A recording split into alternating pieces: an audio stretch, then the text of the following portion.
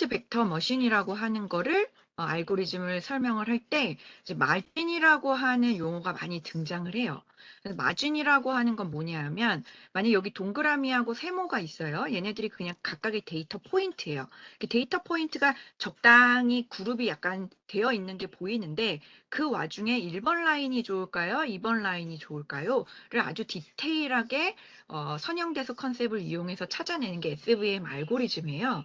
그래서 뭐 어떤 사람은 그냥 퓨리스틱하게 1번도 괜찮고 2번도 괜찮아라고 하지만 데이터 포인트가 10,000개가 된다고 생각해 보세요. 그러면은 아무래도 그 10,000개의 데이터에 최대한 잘 분류가 되면서 오차를 좀 줄이는 선이 그나마 낫겠죠. 그래서 이제 나온 거예요. 그래서 이 마진이라고 하는 게 결국에는 이제 넓을수록 좋은 건데 넓을수록 정확한 분류 확률이 이제 높아지는데 요 파랑색과 빨강색이 있죠?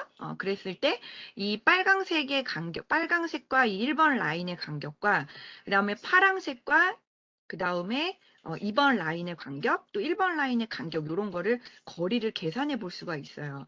그래서 요런 것들을 수학적으로 디자인을 해 가지고 들어가는 게 서포트 벡터 머신이에요. 그래서 서포트 벡터 머신은 다른 용어로 최대 마진 분류기라고 얘기를 하고요. 여기에서 흰색과 검정색이 이제 데이터 포인트이고, 그리고 요 가운데 있는 게 하이퍼 플레인이라고 하는 거예요. 하이퍼 플레인. 그리고 요 하이퍼 플레인을 기준으로 해가지고 결국에는 요쪽 그룹과 요쪽 그룹을 분리를 해주는 제일 근접한 데이터 포인터들을 세폴트 벡터라고 얘기를 하고 그 간격을 마진이라고 얘기를 합니다. 그러니까 이 마진이 넓을수록 분류가 깔끔하게 됐다 이렇게 볼 수가 있겠죠. 그래서 저희는 이렇게 말로 하고 있지만 이런 것들이 서포트 벡터 머신 알고리즘 안에 수학적으로 하나하나 다 표현이 돼 있는 거예요. 그리고 또 하나 같이 나오는 것 중에 하나가 VC 디멘전이라고 하는 다른 나라 그 유명한 대가 중에 이제 한 분인데 그분의 이름이 이제 베닉 트레버러키스라고 하는 분이고 요 분의 캐피털 이니셜을 따가지고 이제 VC 디멘전이라고 얘기를 해요. 그래서 사실 VC 디멘전을 가지고도 사실 아주 길게 얘기할 수 있는데 컨셉은 뭐냐 하면 결국에는 클래스파이가 얼마나 좋은지라기보다는 얼마나 복잡한 데이터를 잘 분류할 수 있는지에 초점이 돼 있는 거예요. 그래서 요 밑에 보면은 세 개의 점만 있으면 하나로 예를 들면 분류를 할 수가 있는데 만약 네 개의 점이 있다라고 하면은 하나로는 안 되고 적어도 두 개는 선이 이제 존재를 해야 되는 그래서 조금 더 복잡한 거를 분류할 때 나오는 컨셉이 돼요. 그래서 사실 이제 저희가 이제 데이터를 표현할 수 있는 이 차원에 따라서 이런 VC 디멘전이 결정이 되거든요. 약간 수학적인 증명인데 일반적으로 이 차원에서는 VC 디멘전이 3이다. 이런 식으로 나와져 있어요. 그래서 세 개의 포인트 같은 경우에는 결국에 이제 하나의 라인으로 되는데 뭐 네 개, 뭐 그 이상이 되면은 클래시파이어가 이제 여러 개가 필요하게 돼요. 그래서 사실 이 컨셉은 저희가 사실은 뭐 SVM, 뭐, 어떤 모델이라고 하면은 딱 단일 모델만 쓸 것 같잖아요. 근데 또 그렇지도 않아요. 데이터가 차원도 높아지고 뭔가 한 번에 하나의 클래시파이어로 분류가 안 되면 여러 개를 쓰기도 합니다. 그래서 직관적으로 그런 것까지 확장이 될 수 있겠다라는 걸 좀 고민을 할 수가 있겠죠. 그래서 사실 데이터 포인트의 위치가 적절히 잘 나눠져 있는 데이터인지 아닌지에 따라서 어떤 분류 모델을 써야 될지 고민을 해야 돼요. 그래서 사실 여러분들이 모델을 무조건 써야지 이게 좋은 훌륭한 연구야라고 생각할 수 있는데 꼭 그렇지 않아요.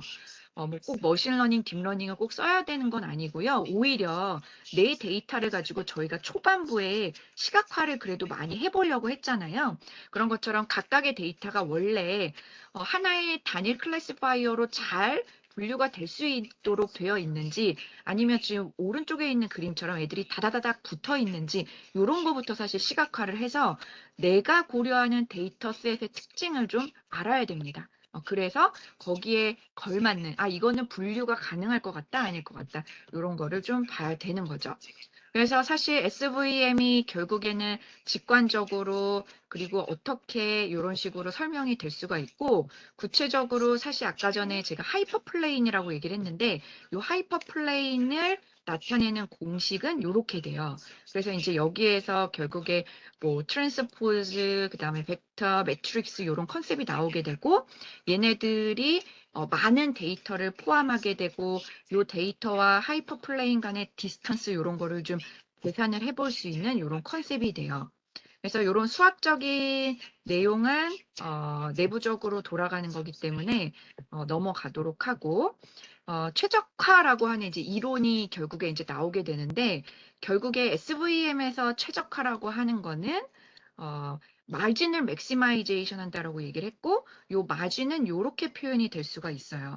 그래서 마진을 맥시마이제이션 하는 옵티마이제이션 프로블럼이 되는 것이고 최적화 이론을 여러분들이 공식적으로 배우진 않았지만 최적화를 풀려면 항상 모든 걸 고려하면 최적화가 되지 않거든요.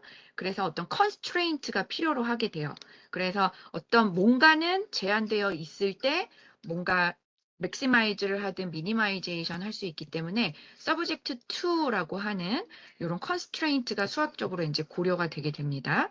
그래서 여하튼 SVM에서의 오브젝티브 펑션과 컨스트레인트를 바탕으로 또 라그랑지 듀얼이라고 하는 이론을 이용을 해가지고 동시에 어떤 파라미터 두 개는 뭐 미니마이즈 하면서 나머지 하나는 맥시마이즈 하는 이런 대가들이 만든 컨셉을 활용을 해서 결국에는 이제 SVM이라고 하는 것이 알고리즘이 그래도 분류가 잘 되는 모델이다. 이런 식으로 나와 있고 요거를 가지고 만약에 우리가 뭐 쿼드라틱 프로그래밍이라고 하는 다이너믹 프로그래밍을 하나하나 짤 필요는 없어요. 왜냐하면 이런 컨셉이 다 SVM이라고 하는 라이브러리를 우리가 가져와서 쓰면 내부적으로 이걸 다 고려해가지고 얘가 돌아가거든요. 그러니까 여러분들이 사실 뭐 데이터 분석이나 머신러닝이나 딥러닝 이런 것들을 수학 하나하나 알지 않아도 어떤 로레벨에서의 프로그래밍을 몰라도 누구나 사실 약간 이렇게 쓸 수 있는 이유는 뭐냐면 애들이 다 라이브러리로 다 갖춰져 있고 그 라이브러리 안에 뭐 클래스라던가 펑션이라던가 이런 것들은 우리가 만들 필요가 없다는 거예요. 하지만 그런 블랙박스 구조에서 그래도 뭐뭐뭐는 내가 활용할 수는 있어야지 이제 쓸 수 있는 구조입니다. 내부적으로는 다이너믹 프로그래밍이라고 하는 어떻게 보면 반복법 중에 하나인 쿼드라틱 프로그래밍을 이용을 해서 결국에 최적의 값을 찾는 거예요. 그래서 여러분들 사실 이제 최적화라고 하는 거는 뭐냐 하면 결국에 사람이 맨 땅에 헤딩하듯이 케이스 바이 케이스를 기계는 엄청난 메모리와 엄청난 계산 횟수와 엄청난 경우의 수를 고려해서 다 돌려보는 거예요.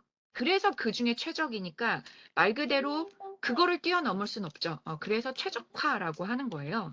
그래서 이런 컨셉을 바탕으로 SVM을 이용해서 제일 정교한 클래시파이어가 찾게 됩니다. 그래서 이걸 바탕으로 이제 분류를 하게 돼요. 그래서 사실 여기 이제 많은 수학적인 공식이 있고, 얘 데이터 포인트 하나하나가 최대한 이 클래시파이어에서 그래도 분류가 잘 되는 위치가 될 수 있도록 협업이 돼서 뽑아지는 개념이고, 요거를 하나하나 보는 거는 제가 봤을 땐 다른 거를 할 수 있는 시간을 좀 잃기 때문에 여러분들이 이 정도로 좀 참고를 하시면 좋을 것 같아요. 그래서 이 페이지에서는 SVM을 이용을 해가지고 일반적으로 아주 쉽게 클래시파이어 하나로 분류를 할 수가 있고 심지어 이제 여러 개의 넌리니어한 것도 풀 수 있다. 요거를 알고 계시면 될 것 같아요.